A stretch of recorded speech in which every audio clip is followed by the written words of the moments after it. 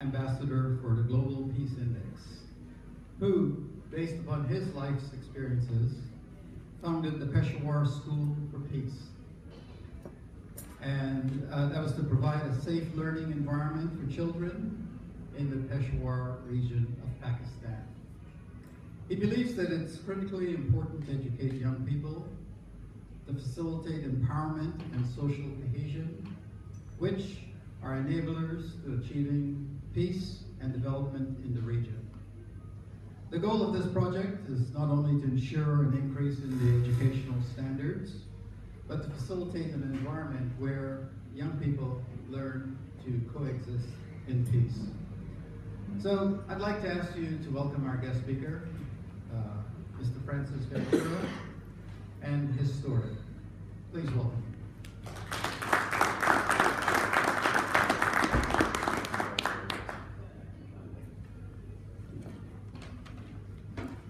Thank you very much for that incredibly kind introduction. I'll just get the gear ready here.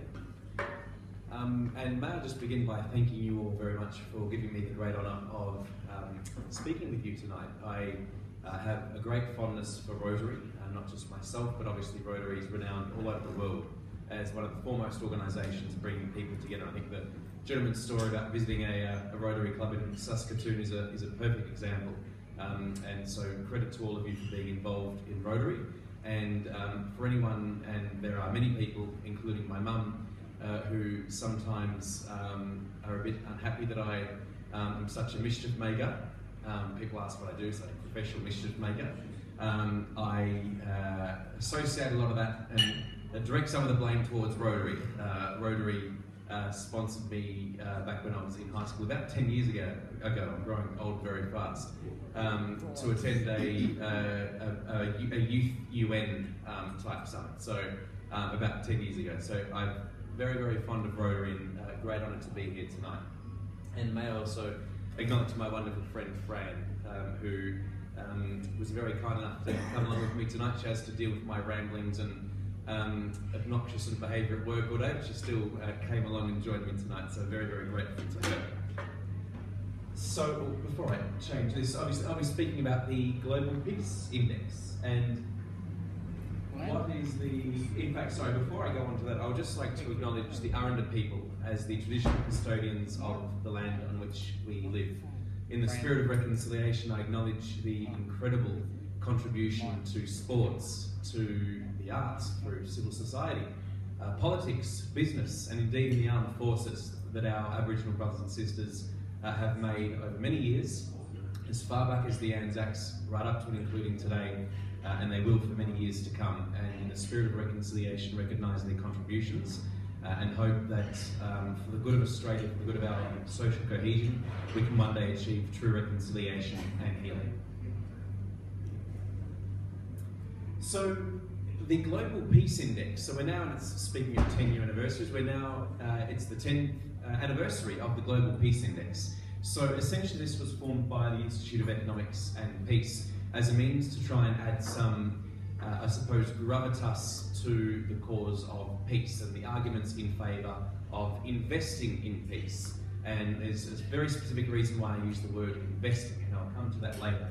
23 different indicators of what, I suppose, cause peace or take away from peace. And the Ambassador program, of which I'm very proud to be a part of, is a joint program with Rotary International, particularly their Rotary Peace Fellowship. So this is just to give you a broad indication of the state of play. Obviously the darker the green, the more peaceful. You'll see that Canada is quite peaceful. You'll also notice that Australia is not quite as peaceful as certainly I would have imagined. Australia is second, but essentially equal first on the Human Development Index, but it ranks 15th on the Global Peace Index, and I'll come back to that. So, just to kick off, can anyone guess what the most peaceful country for 2015 was? Feel free just to yell out anything. Someone mentioned Sweden. Iceland. Very, very good man. Bonus points for you. There is Iceland there. That is them celebrating their, I think they got to the quarterfinals of Euro or something like that, so perhaps it is because they get to train in such a peaceful environment, they are able to do it so far, able to go so far. So can anyone guess I think this one might be quite obvious, can anyone guess the least peaceful country for the last year? Very close, Syria. Syria, one would struggle to know where to start with Syria. There have been hundreds of thousands of people killed, many others injured, women and children, a whole lot, in a civil war which has raged now for a number of years. The biggest deterioration this year, I must mention, is actually Yemen. So the least peaceful was Syria, but the biggest deterioration for the past year, up until June this year, was actually Yemen, a country where there's essentially a proxy war happening, which again result is schools, hospitals and Sana'a airport being bombed to the point where it can't be used. So why, and this is the critical importance, and you have some cheat sheets there on your tables, why is peace important? Well, it literally costs us. And this is the importance of the Global Peace Index. It's to quantify exactly how much peace, or the lack of peace, violence costs us, every single person in this world. Now, 13.3% GDP, or $13.6 trillion. So if you imagine 8 Australians, that's how much violence costs. And when we think of, say, Syria, or indeed we think of conflict happening anywhere in the world, and we think, well, that's very far away, that has no consequence to my life, I still get to get to work safely in the morning or something like that. It does have an impact on our lives. 11 times the combined total of global foreign direct investment. This is a huge amount of money, and I'll come back to this a little bit later on. So this works out to $1,800, and this is in Australian terms, $1,800 or $5 per person every day. If any of you go to the cafe here in Alice Springs, $5 is essentially a nice hot mocha or cappuccino, whatever floats your boat. But essentially, you lose a trip to Europe every single year because of violence. This is an issue which affects each and every single one of us. So this year, 81 countries became more peaceful, 79 became less peaceful, a net increase of 2. However, the world is still less peaceful this year than it was last year, because the countries that became less peaceful at a greater rate than the increases increased. So we are in a less safer world than we were not too long ago.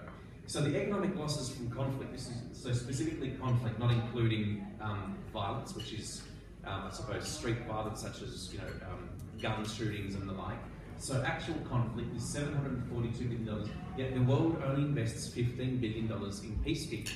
So if we consider the basic economics of it,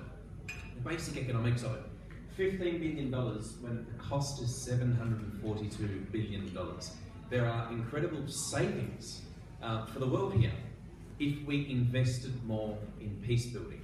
And you'll also notice some brochures of the Peshawar School for Peace. We're also asked to mention an example, and hence the ambassador program is people who are working in peace, to mention examples of peace building. So I'll come back to the Peshawar School for Peace later on. So the world is going to continue getting less peaceful. This is the sad news on top of all the sad news that I've already mentioned. The world will continue on a downward trajectory for at least next year, and there's certainly no sign of it ever slowing down. And one thing which this particular report found, which I found certainly quite intriguing, if many of you know a bit of history from the World War II period onwards, it was state against state violence. Nowadays, with Syria is the perfect example. Someone mentioned Afghanistan being another example. Intrastate violence, internal conflict, is now the biggest number of conflicts that exists. So deaths from terrorism, this will come at absolutely no surprise to anyone, are up 80% last year. The number of refugees are up, or have doubled since 2007. If we just consider the sheer number, 60 million people, that's about 3 Australias worth of people, or 3 Australias around the world in terms of population. 60 million people who are fleeing violence of some sort at the very present time. Double than what it was in 2007. Europe was the most peaceful region this year. Obviously the Middle East, North Africa region region was the least peaceful. But perhaps this might change, Europe being the most peaceful. One of the, and I'll come back to the Asia Pacific in a second, one of the things which I find quite staggering, of course, just today, there was a horrific attack on a priest, or yesterday, Paris time, was killed in France, in his church. France is now subject to quite horrific violence, and a picture which I find quite staggering are military personnel on military patrol in the middle of Paris in 2015-16. I find this quite incredible. I find that picture quite incredible. We live in the third most peaceful region in the world, the Asia Pacific region, the South China Sea issue, which always every now and then has signs of getting worse. If that does indeed get worse, then that could further jeopardise the Asia Pacific region going forward. So here are some notable rankings. As the gentleman before mentioned, Iceland, the Kiwis yet again have beaten us. We beat them in the Cricket World Cup, so I'll take that any day. But they've beaten us in the Global Peace Index rankings.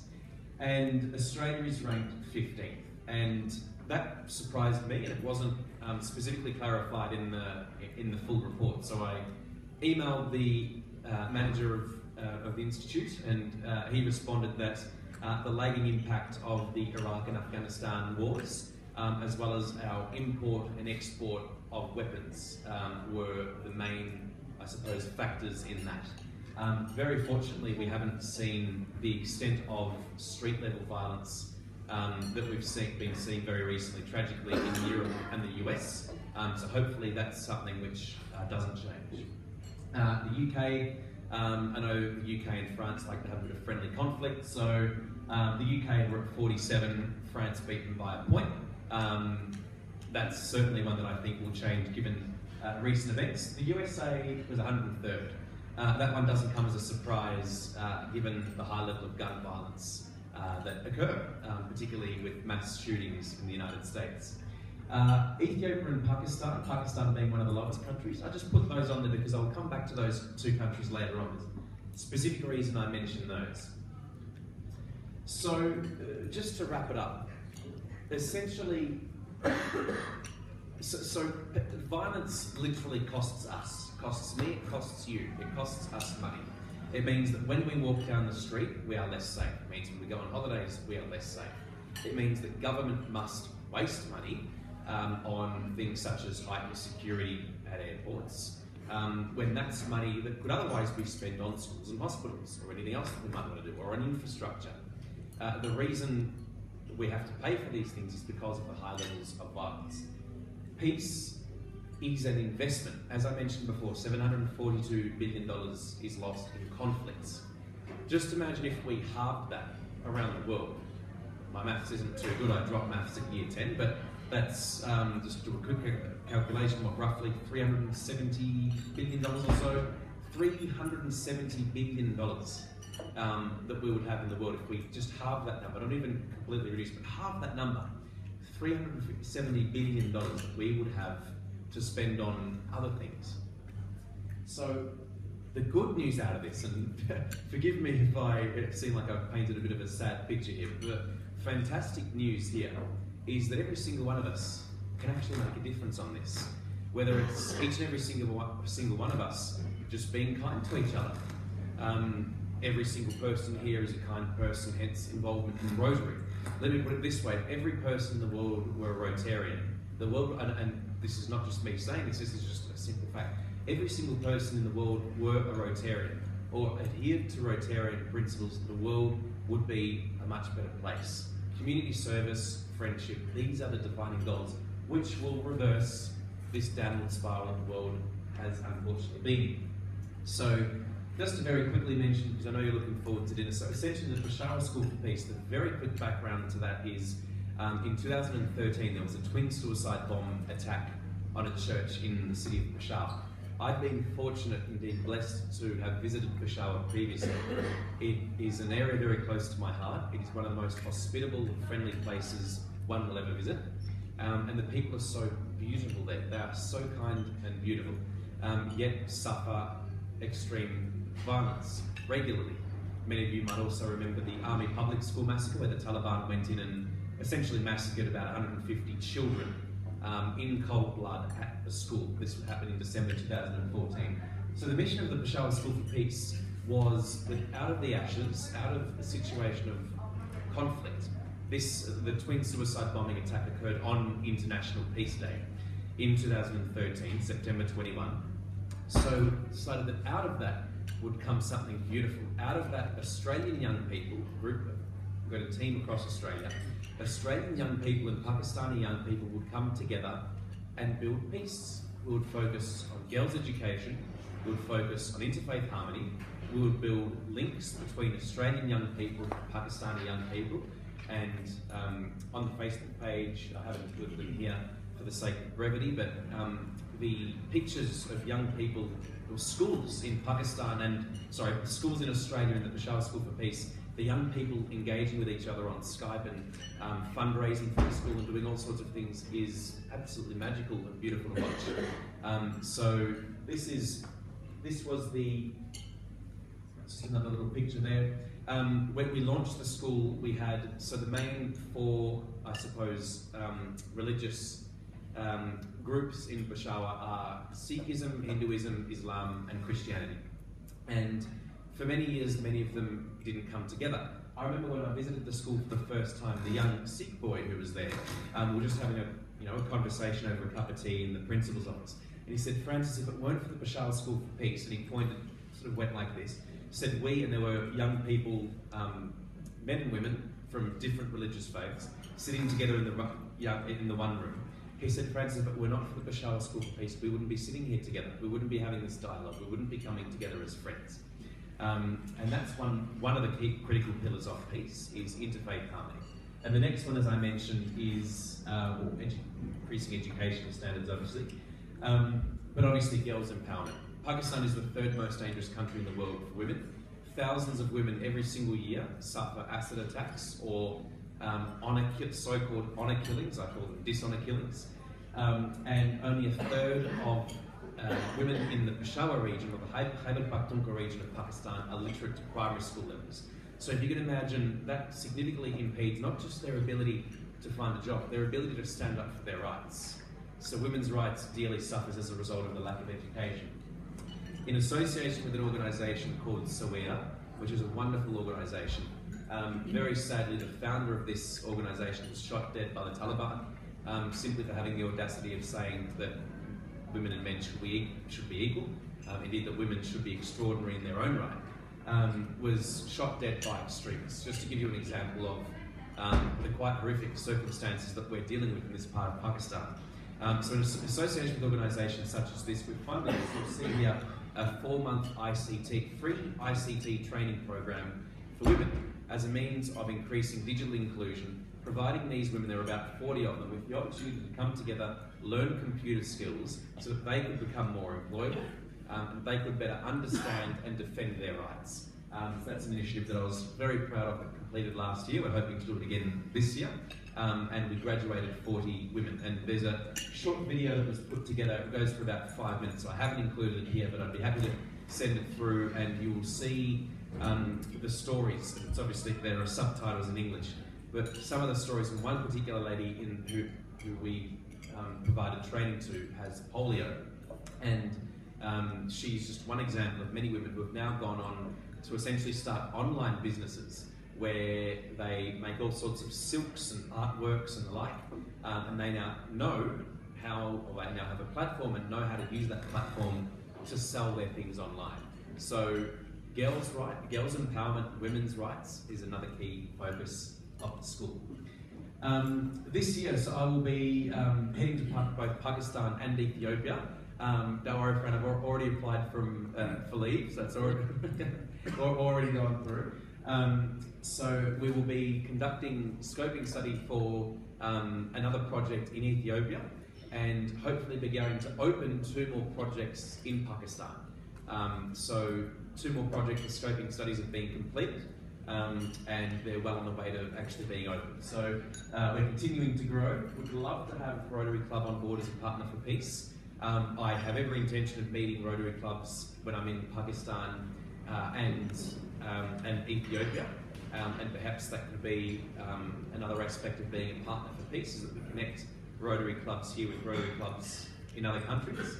And just to say thank you very much, or salamat po, or grazie, or danke, or whatever wonderful language anyone in here speaks. And you'll see that that's just the website. If anyone would like to, I'd be most happy to flick it through and have it sent around. A full copy of the Global Peace Index report for any of you who want a bit of light reading, 170 pages or so worth of quantitative and qualitative analysis on peace and economics. I'd be most happy to send that through, but otherwise, thank you so much from the bottom of my heart for giving me the honour of speaking to you here today. I look forward to having a drink with you and hearing your stories, and look forward to seeing you hopefully very, very soon. Thank you so much.